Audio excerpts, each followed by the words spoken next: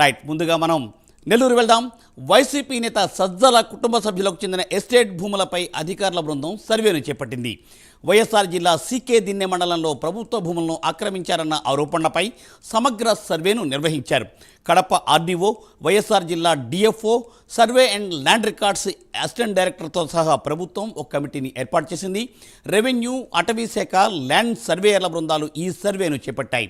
సజ్జల కుటుంబానికి ఉన్న 146 ఎకరాలలో 55 ఎకరాల మేర రెవెన్యూ, అటవీ భూములు ఉన్నట్లు గత సర్వేలో రెవెన్యూ అధికారులు ప్రాథమికంగా గుర్తించారు. రెవెన్యూ, అటవీ భూముల సరిహద్దులను కమిటీ నిర్ధారించనుంది. పంట పొలాలకు నష్టం కలగకుండా యథాతథ స్థితిని కొనసాగించాలన్న కోర్టు ఆదేశాలకు అనుగుణంగా ప్రభుత్వం ఆదేశాలు జారీ చేసి అంగీకరించింది. దీనిపై ఎక్స్క్లూజివ్ ఫీల్డ్ రిపోర్ట్ నరేష్ అందిస్తారు. నరేష్. మూర్తి, మొత్తానికి మనం చూసుకోవచ్చు, ఇటీవల కాలంలో ఇటు వైఎస్ఆర్సీపీకి చెందినటువంటి అనేక మంది నాయకులు కబ్జా చేసినటువంటి భూములు ఏదైతే వాటి ఉన్నాయో వాటన్నిటి మీద కూడా కూటమి ప్రభుత్వం వచ్చిన తర్వాత ఉక్కుపాదం మోపినట్టు పరిస్థితి మనం చూస్తూ ఉన్నాం.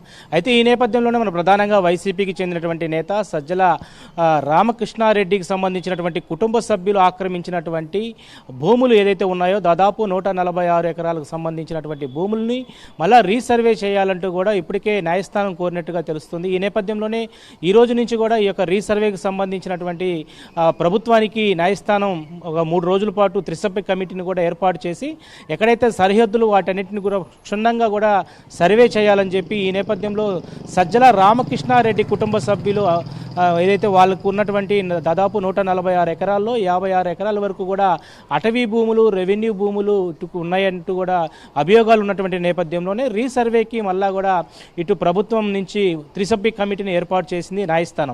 సో ప్రస్తుతానికి కడపకు చెందినటువంటి ఆర్డీఓతో పాటు వైఎస్ఆర్ జిల్లాకు చెందినటువంటి ఇటు డిఎఫ్ఓతో పాటు మరొక దీనికి సంబంధించినటువంటి ల్యాండ్ సర్వేకి సంబంధించినటువంటి మరొక ఎవరైతే ముగ్గురు త్రిసభ్య కమిటీ ద్వారా ఈ యొక్క సజ్జల రామకృష్ణారెడ్డికి సంబంధించినటువంటి కుటుంబ సభ్యులకు ఉన్నటువంటి కొమ్మల్ల దిన్నెకు సంబంధించినటువంటి ప్రాంతంలో దాదాపు కూడా 146 ఎకరాలు కూడా వీళ్ళు ఆక్రమించుకున్నట్టుగా తెలుస్తూ ఉంది. దీనికి సంబంధించినటువంటి పూర్తి ఆధారాలన్నింటినీ కూడా వాటికి సంబంధించినటువంటి సరిహద్దులు ఎక్కడైతే ఉన్నాయో ఎవరు కూడా పంట పొలాలకు సంబంధించినటువంటి ఇబ్బందికరమైనటువంటి రైతాంగానికి ఇబ్బంది లేకుండా వాటన్నిటిని కూడా క్షుణ్ణంగా త్రిసభ్య కమిటీ ద్వారా వాటన్నిటిని కూడా క్షుణ్ణంగా చూడండి. దాంట్లో అటవీ భూమికి సంబంధించి ఎంత మేరకు ఉంది, రెవెన్యూ భూమికి సంబంధించి ఎంత మేరకు ఉంది, లేకపోతే కబ్జా చేసినటువంటి భూమి ఎంత మేరకు ఉన్నదనే క్షుణ్ణంగా ఈ యొక్క త్రిసభ్య కమిటీ కూడా వాటన్నిటిని కూడా ఈ రోజు నుంచి 3 రోజుల పాటు చూడనుంది. మొత్తానికి మనం చూస్తే ఈ యొక్క సజ్జల రామకృష్ణ కుటుంబ సభ్యులు ఎవరైతే ఉన్నారో వాళ్ళ పేర్ల మీద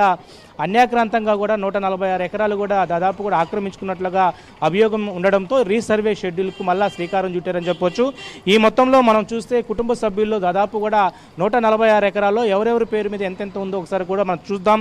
ఏదైతే సజ్జలకు సంబంధించినటువంటి సందీప్ రెడ్డి పేరు మీద దాదాపు కూడా 71.49 ఎకరాలు కూడా ఆయన పేరు మీద ఉంది.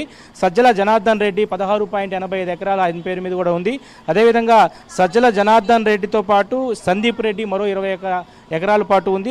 వాళ్ళందరితో పాటు విజయ్ కుమారి అనే ఒక లేడీ పేరు మీద కూడా ఈ యొక్క కొంత ఎకరాలు ఉంది. సో మొత్తానికి 146 ఎకరాలకు సంబంధించి ఇక ల్యాండ్ను కూడా అన్యాక్రాంతంగా వాళ్ళ పేరు ఎక్కించుకున్నట్లుగా ఇప్పటికీ అభియోగం ఉన్న నేపథ్యంలో కూటమి ప్రభుత్వం వచ్చిన తర్వాత గత వైఎస్ఆర్సీపీ ప్రభుత్వంలో ఎవరైతే అన్యాక్రాంతంగా భూములు కబ్జా చేశారో వాళ్ళ పేరు మీద కూడా రీషెడ్యూల్ని రీసర్వేలు చేసి మళ్ళా పెట్టుకున్నారు. వాటన్నిటిని కూడా రీసర్వే చేసేందుకు ప్రభుత్వం అంగీకరించింది. అయితే గత రీసర్వేకి సంబంధించినటువంటి దాంట్లో దాదాపు 56 ఎకరాలు అటవీ భూమి దాంట్లో కలిసినట్లుగా ఇప్పటికే అధికారులు నిర్ణయించారు. అయితే దీని మీద వాదనలు ఉన్నటువంటి సజ్జల కుటుంబ సభ్యులు ఎవరైతే ఉన్నారో వారు కోర్టును ఆశ్రయించారు. కోర్టు దీనికి సంబంధించి తీర్పునివ్వడంతో వాటిని రీషెడ్యూల్కి సంబంధించి త్రిసభ్య కమిటీని ఏర్పాటు చేసి 3 రోజుల పాటు సరిహద్దులు ఎక్కడైతే ఉన్నాయో ఆ సరిహద్దులు ఇటు అటవీ శాఖకు సంబంధించినటువంటి భూములా లేకపోతే రెవెన్యూ శాఖకు సంబంధించినటువంటి భూములా వాటన్నిటిని కూడా క్షుణ్ణంగా సర్వే చేసిన తర్వాత ప్రభుత్వం దీన్ని న్యాయస్థానానికి ఇవ్వాలంటూ కూడా కోరింది. ఈ నేపథ్యంలోనే ఇటు కడపకు సంబంధించినటువంటి ఆర్డీఓ అయి ఉండొచ్చు, డిఎఫ్ఓ వైఎస్ఆర్ జిల్లాకు చెందినటువంటి డిఎఫ్ఓ అయి ఉండొచ్చు, అదేవిధంగా ల్యాండ్ రికార్డ్ సంబంధించినటువంటి డిఈకి సంబంధించి వీళ్ళు ముగ్గురు కూడా త్రిసభ్య కమిటీ ద్వారా వీటన్నిటిని కూడా క్షుణ్ణంగా పరిశీలిపోతున్నారు.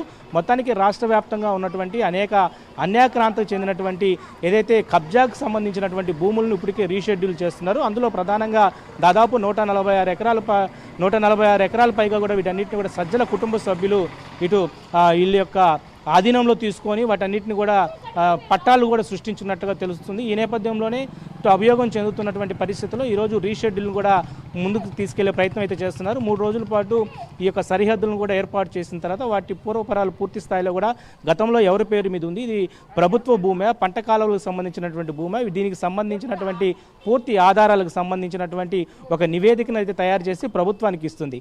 ప్రభుత్వానికి ఇచ్చిన తర్వాత నివేదికను కూడా న్యాయస్థానంకి ఇచ్చిన తర్వాత కోర్టు ఆశ్రయించినటువంటి సజ్జల కుటుంబ సభ్యులు ఎవరైతే ఉన్నారో, సో సజ్జల రామకృష్ణారెడ్డి తమ్ముడు ఎవరైతే ఉన్నారో, సో ఆయన కుటుంబ సభ్యుల పేరు మీద ఇదంతా దాదాపు కూడా ఇందాక మనం చెప్పినట్టు సందీప్ రెడ్డి, అదేవిధంగా విజయ్ కుమారి, నవీన్ రెడ్డి, వీళ్ళందరి పేరు దాదాపు కూడా 147 ఎకరాల దాకా ఉంది. సో వీటన్నిటికి సంబంధించి పూర్తి స్థాయిలో కూడా ఈ యొక్క సజ్జల రామకృష్ణ కుటుంబ సభ్యులు ఇటు వాయా టు తిరుపతికి సంబంధించి, చిత్తూరుకు సంబంధించినటువంటి హైవేకి సంబంధించినటువంటి కొమ్మల దీనికి సంబంధించినటువంటి ప్రాంతంలో, ఈ యొక్క చింతల కొమ్మ దీనికి సంబంధించినటువంటి ప్రాంతంలో 146 ఎకరాలు రీసర్వే చేసేందుకు ఇటు ప్రభుత్వం ముందుకు వచ్చినటువంటి పరిస్థితుల్లో దాదాపు కూడా రాష్ట్ర వ్యాప్తంగా కూడా అనేక మంది ఇలాంటి రీసర్వేలో గతంలో ప్రభుత్వ భూమి, పంట పొలాలు అటన్నిటిని కూడా ఆక్రమించుకొని పట్టాలు సృష్టించినటువంటి వారందరిని కూడా ప్రస్తుతం ఎవరైనా కూడా కేసులు నమోదు చేసినా, వాళ్ళ మీద ఫిర్యాదు చేసినా వాటన్నిటిని కూడా రీసర్వే చేసేటువంటి ప్రక్రియ అయితే కూటమి ప్రభుత్వం ముందుకు తీసుకెళ్లే ప్రయత్నం అయితే చేస్తూ ఉంది. మొత్తానికి రాష్ట్ర ప్రభుత్వం ఇటు కూటమి ప్రభుత్వం వచ్చిన తర్వాత గత వైఎస్ఆర్సీపీ హయాంలో ఏదైతే భూములు అన్యాక్రాంతంగా అక్రమంగా ఈ యొక్క ఏదైతే ప్రజల యొక్క ఏదైతే నిరుపేద కుటుంబం సంబంధించినటువంటి ప్రజల యొక్క గిరిజనుల కుటుంబాలకు సంబంధించినటువంటి భూములన్నింటినీ కూడా లాక్కొని వాళ్ళ పేర్ల మీద మార్చుకున్నటువంటి తరుణంలో వాటన్నిటిని కూడా బయటకు తీసే పని అయితే పడతా ఉంది. మొత్తానికైతే ఈ యొక్క రీసర్వేకి సంబంధించి 3 రోజుల పాటు ఒక నివేదికను ఏర్పాటు చేసిన తర్వాత కోర్టు ఇచ్చే తీర్పును బట్టి ముందుకెళ్లేటువంటి పరిస్థితి కనపడతా ఉంది. Thank you Naresh, thanks for exclusive field report. Right, మరి మనం ఇప్పుడు